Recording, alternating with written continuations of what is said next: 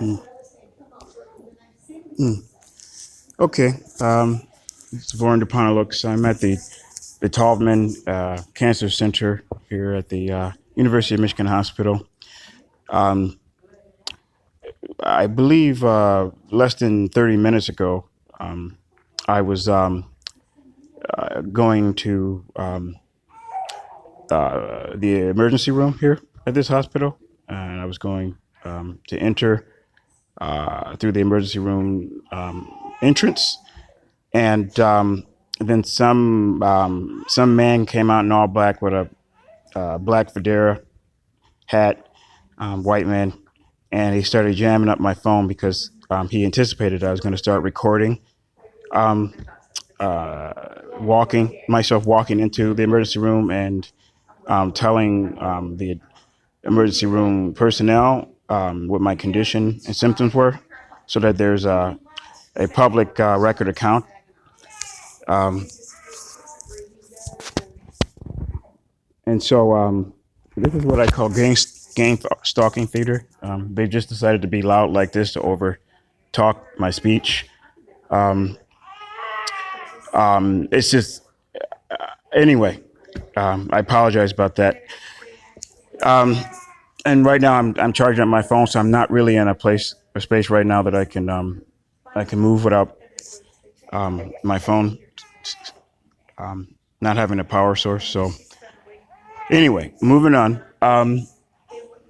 As I was trying to reconfigure my phone to work with 20% battery power, um, he realized I was doing this, and then he went into the parking attendant module there at the emergency room entrance, and then he went into the emergency room. And then this ambulance, Swartz ambulance vehicle 192, pulled up in back of me real fast, and then they hurried up and got equipment out of the back of the ambulance without a patient, and then I immediately felt a flush of heat, intense heat, all over my body, and I started sweating. And so I've had strange incidences with ambulances before.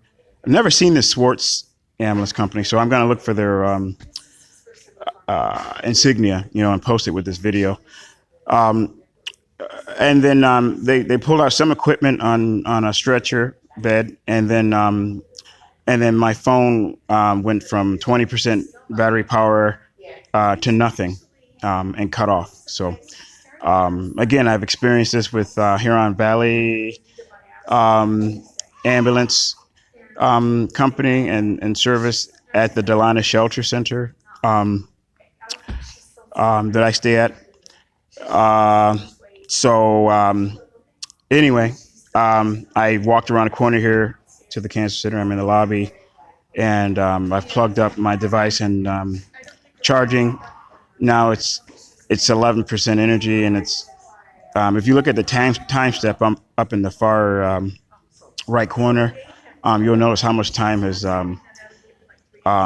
elapsed. So I guess with that kind of hack radiation, whatever they use, I don't know if they're using their satellite feed or satellite equipment or whatever, but what it does is it has a capacitor effect, and it creates a jolt of energy that overpowers the phone's battery somehow, and then that turns it off. So the whole point was to they knew that I was going there for an emergency, and I guess they hoped that I would go into the emergency room without recording myself going in there, so that who God knows, they'd have an easier time at orchestrating some type of rationalization or cover up of actually treating and diagnosing my symptoms accurately.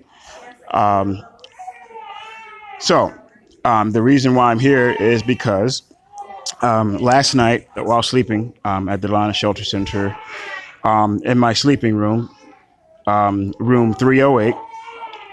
This is ridiculous. I deal with this all the time. And they have a baby, so they dared me to record them with the baby. you're probably going to put it on me to be the bigger man and just move. So that's what I'm going to do.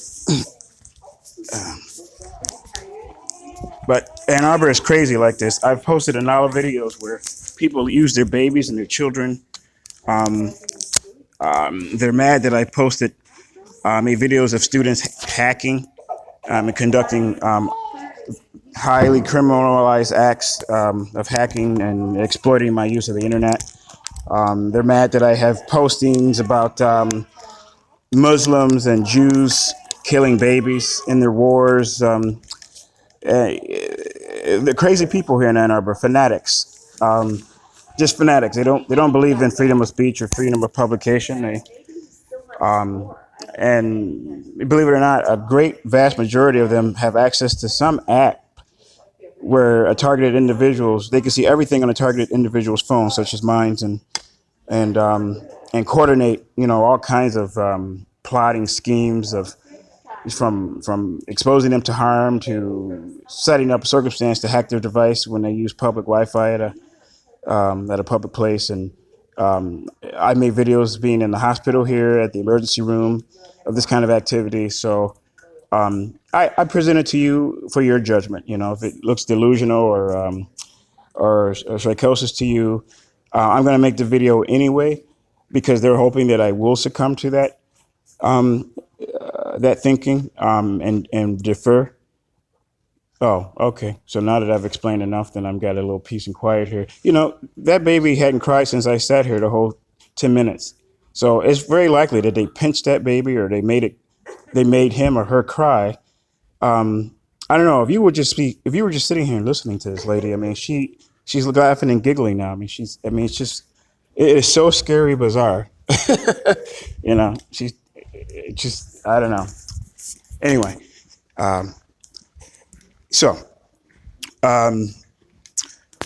last night while I was in my sleeping room at the RONALD Shelter Center, room 308, I've made a video of being exposed to some kind of weird gas there not too long ago.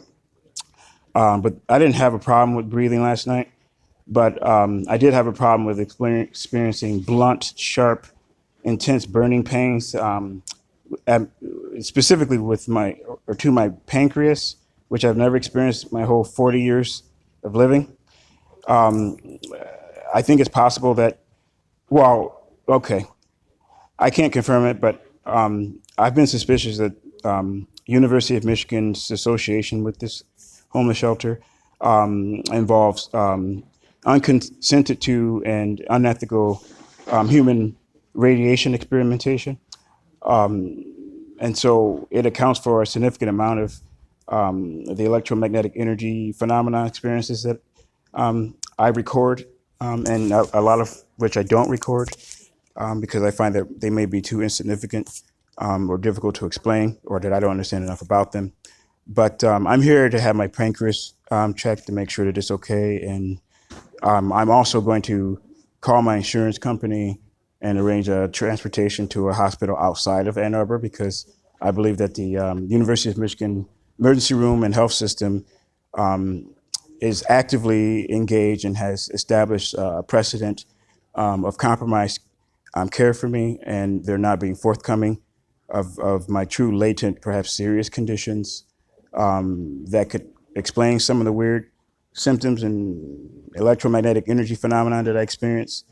And so I don't expect them, for example, to find anything wrong or to admit that they find anything wrong with my internal organs, specifically my pancreas area today. But I'm going to do my due diligence, set them up for accountability, for more accountability. And then I guess now it's time for me to start going to every hospital that I can exhaust as an option within the state of Michigan to get some other opinions, and then if everyone wants to put their credentials on the line to lie about my condition, and then I end up expiring or passing away anytime soon for some unexplainable circumstance, then you will know that it is it is highly likely associated with